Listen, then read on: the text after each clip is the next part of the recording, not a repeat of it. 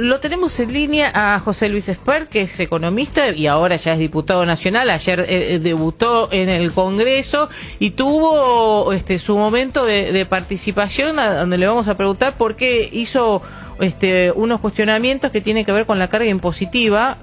¿Qué tal, Espert? ¿Cómo le va? Dominique Metzger te saluda. Hola, ¿qué tal? Muy buen día, Dominique, muy buen día a todos los oyentes de Radio Continental. Gracias por charlar con nosotros. Bueno, te escuché ayer en la comisión y te voy a preguntar ahora para que nos cuentes a todos qué te pareció lo que han presentado a través del ministro Guzmán. Mira, obviamente podría caer en el lugar común razonable de decir que esto es un gran dibujo, porque lo es, la inflación, el crecimiento, los supuestos del dólar, etcétera, pero yo en los minutos breves que cada uno tiene para respetar el reglamento de la Cámara, de la Comisión, me concentré en algo de fondo, en algo profundo, aprovechando que era la primera vez que estaba con los otros representantes del pueblo, que son los otros diputados de las otras bancadas. Nosotros representamos a la gente, en el Senado se representa a las provincias, diputados representa a la gente, y yo veo que este es otro presupuesto más, es uno más, no es el único, sino uno más de una larga lista de presupuestos donde se desconoce por completo que a nosotros nos vota la gente de carne y hueso, no nos votan extraterrestres ni platos voladores. ¿Qué quiero decir con esto? Que es un presupuesto que desconoce por completo dos cosas. Uno, el ritmo de colisión al cual va Argentina con este proceso de endeudamiento, que con Alberto Fernández, Argentina se está endeudando a una velocidad mayor que el anterior gobierno. Cuando decís colisión es que nos vamos a chocar, nos vamos a dar de frente. Sí, vamos a chocar. Si seguimos así, Argentina va a tener otra crisis.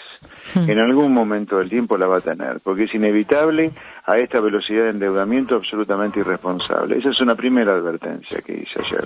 La segunda, y esta ya más de fondo, más filosófica, más conceptual, en los últimos 60 años, mira, exactamente los años que tengo yo, en 60 años, el Estado argentino, de 60 años, gastó siempre más de lo que recaudó, siempre tuvo déficit fiscal. Sin embargo, la presión impositiva, la recaudación de impuestos que paga la gente de trabajo, vos, los chicos que te acompañan en el programa, los chicos que están en la consola, los que nos escuchan, están sufriendo una presión impositiva jamás vista en la Argentina. En Argentina se han creado todo tipo de impuestos en esos mismos 60 años, con un Estado que aún creando impuestos a lo loco casi todos los años, no le alcanza. Gastó más no le alcanza. Entonces lo que digo es, ¿cuándo vamos a empezar a pensar a la gente que nos vota a nosotros? ¿Cuándo vamos a decir, no da más esto? No solo porque cada tanto tenemos una crisis por culpa del déficit fiscal, sino porque además los seres humanos que están detrás de los que pagan impuestos, no extraterrestres, no da más de pagar impuestos. Entonces, señor ministro, le digo, mire, me parece una falta de respeto que usted desconozca esto, y el único ajuste de gasto público que haya para empatizar un poquito con la gente termina siendo un gran tarifazo a la gente. Porque por el tema de electricidad. Serio, claro, no lo explicitaron. Esperemos que en los próximos días se aclare esto, de cuál es el ajuste de tarifa que está implícito en la baja de subsidios económicos que hay. Pero el tema central es que el único componente de gasto público que baja es el gasto público que paga la gente, porque lo va a terminar pagando con un tarifazo. Pero, José Luis, ¿quién en este país, vos decís 60 años pasa lo mismo, coincido con esta cuestión impositiva que realmente es agobiante, pero decime, ¿quién bajó un impuesto en este país? ¿Quién sacó impuestos? ¿Quién eliminó tanta presión impositiva? No, nadie. Es más, mira, tres cosas te voy a decir que se le dije al ministro ayer. Bienes personales nacen en el año 91 y solo por 9 años. Debería haber terminado en el año 99. Todavía tenemos el impuesto a los bienes personales. Y no solo eso, un impuesto que debería haber desaparecido hace 22 años, porque en el 99 debería haber terminado. No solo eso que sigue el impuesto a los bienes personales, sino que además, otra cosa inadmisible que se la dije al ministro ayer, que es que la sobretasa que se aplicó para los bienes radicados en el exterior, obviamente de los blancos, ¿no? Que se fijó una tasa adicional en la ley de solidaridad de fines de 2019, se vuelve a mantener y ahora ya es in eternum esa sobretasa. Otra vez tenemos una especie de nuevo impuesto adentro del impuesto que ya no debería existir. Impuesto al cheque. Se creó por solo un año en la emergencia de 2001. Estamos en el año 2021, hace 20 años que el impuesto al cheque debería haber desaparecido, sin embargo sigue. Y así es todo, pero esto no es todo lo grave, sino que el gasto público, como crece más que los impuestos, terminamos con déficit fiscal y siempre terminamos con crisis de financiamiento que llevan a tasas de inflación elevadísimas como las que tenemos o cada tanto un default.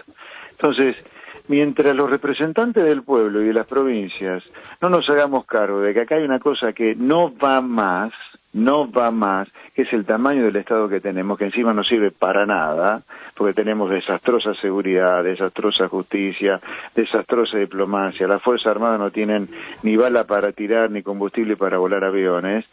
Y mientras sigamos así mintiéndonos, obviamente vamos a seguir de crisis en crisis. Entonces, lo que yo planteé ayer, señor ministro, usted tiene la oportunidad de hacer historia. Con el crecimiento de la recaudación que usted pone, solo con lo que usted pone, porque va a crecer mucho más porque está subestimada la inflación en el presupuesto, con lo que usted pone de aumento de recaudación, elimine el déficit y haga crecer el gasto público mucho menos de lo que está creciendo para empatizar con la gente a la cual le va a zampar un tarifazo de aquello, que quiero saber cuál es todavía. Claro. Horacio Ricci tiene una pregunta, expert. Sí, cómo no. Sí, ¿cómo le va? Bueno, básicamente el ministro venía bajando de alguna manera el déficit público y después de las PASO el déficit público se disparó nuevamente la inflación. ¿Hay cuestiones que tienen que ver con la política más allá de lo que pasa estrictamente por la cabeza de un ministro de Economía?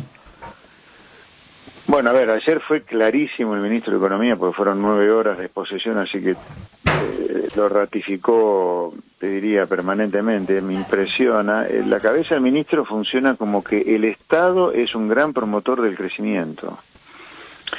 Gente como yo ve al Estado simplemente como una especie de fábrica que transforma impuestos en bienes públicos, como diplomacia, seguridad, justicia, educación básica, salud básica, Fuerzas Armadas. No, el ministro no lo ve solo como eso, o no lo ve como eso directamente, sino que lo ve como un promotor del crecimiento. Por tanto, para él, que el gasto público crezca es un tema central. Entonces ya estamos partiendo de dos concepciones completamente diferentes. Es como que el que cree en Dios o no cree en Dios, ¿viste? Es un tema de fe, si vos crees o no crees es un tema difícil de explicar. Bueno, el ministro cree que el Estado es promotor del crecimiento. Yo creo que no solo no es promotor del crecimiento, sino que a estos niveles del tamaño del Estado en el cual hemos llegado, donde la gente está reventada pagando impuestos, donde además tenemos que emitir a la locomoneda que genera alta inflación, y eso es una máquina de generar pobres, y por si fuera poco, también tenemos que endeudarnos, como consecuencia de lo cual cada tanto hay un default.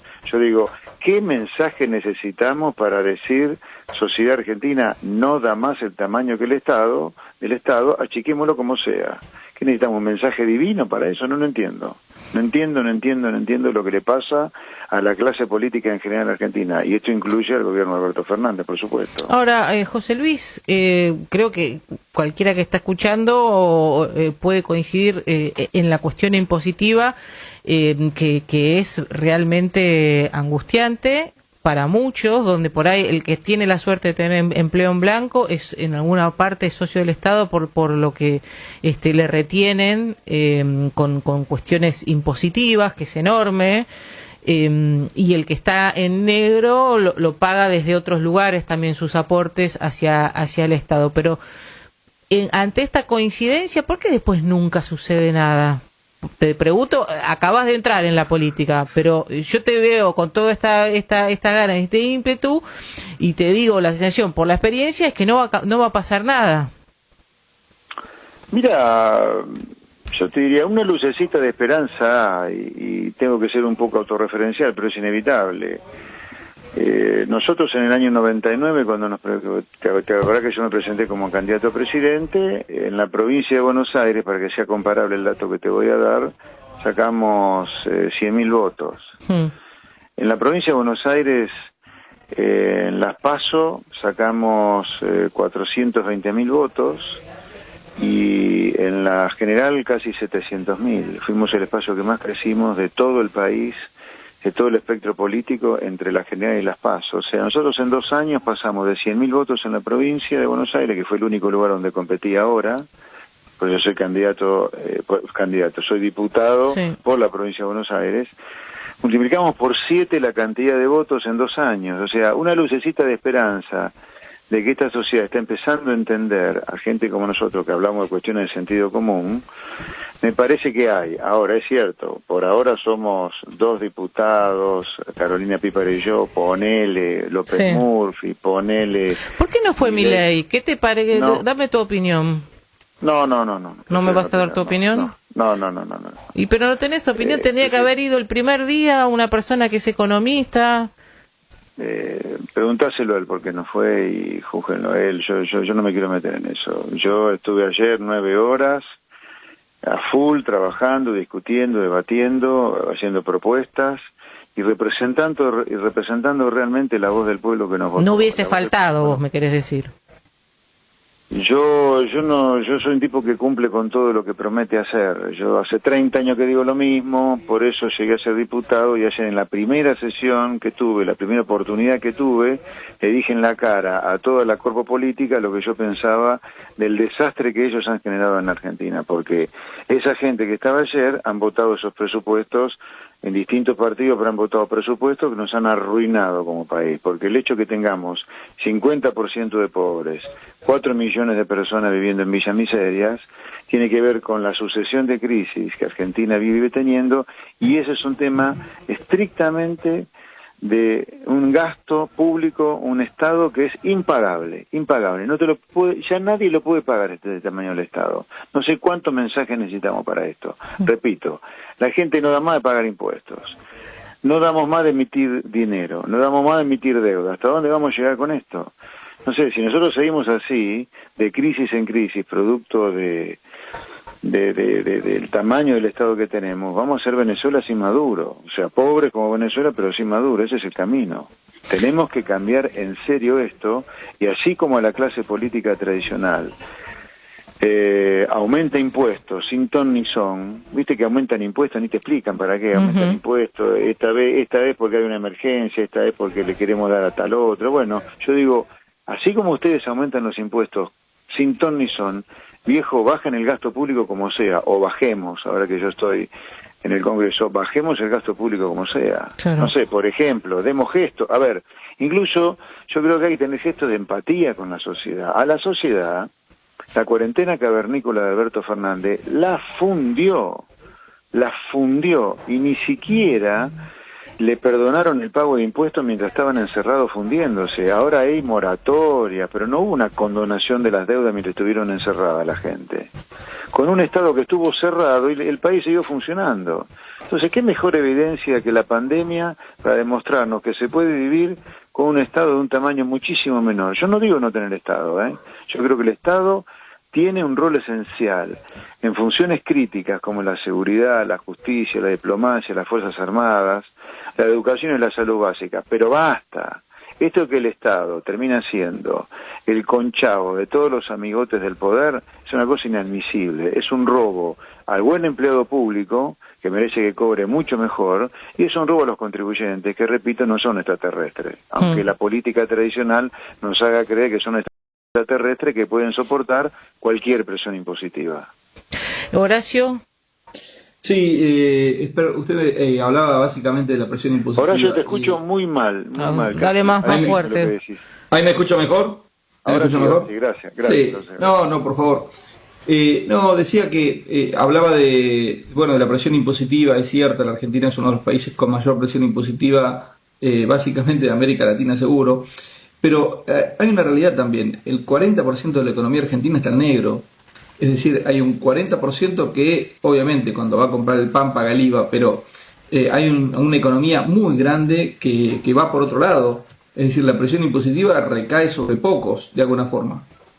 Sí, por eso los que estamos en blanco somos directamente esclavos del Estado, porque tenemos que mantener a los que no pagan impuestos también, ¿no? Porque hay un gasto público que hay que pagarlo sí o sí. Los que no pagan impuestos no pagan el gasto público porque no pagan impuestos. Bueno, ahora, y con respecto... siendo parte de los perjudicados, y seguramente ustedes también, de los que estamos en blanco y vivimos para pagar impuestos básicamente, siendo parte de los perjudicados, te digo, con la presión impositiva que tenés en Argentina, que te condena a ser un esclavo impositivo, olvídate que la economía en negro va a bajar. Cada persona que puede salta el cerco y se pasa la economía en negro, porque vivir en blanco es ser un esclavo del Estado, ¿no? Claro. A eso me refería. ¿Y cómo eso es, por ejemplo, para el Fondo Monetario, cuando en realidad tenés que renegociar una deuda inmensa, grandísima?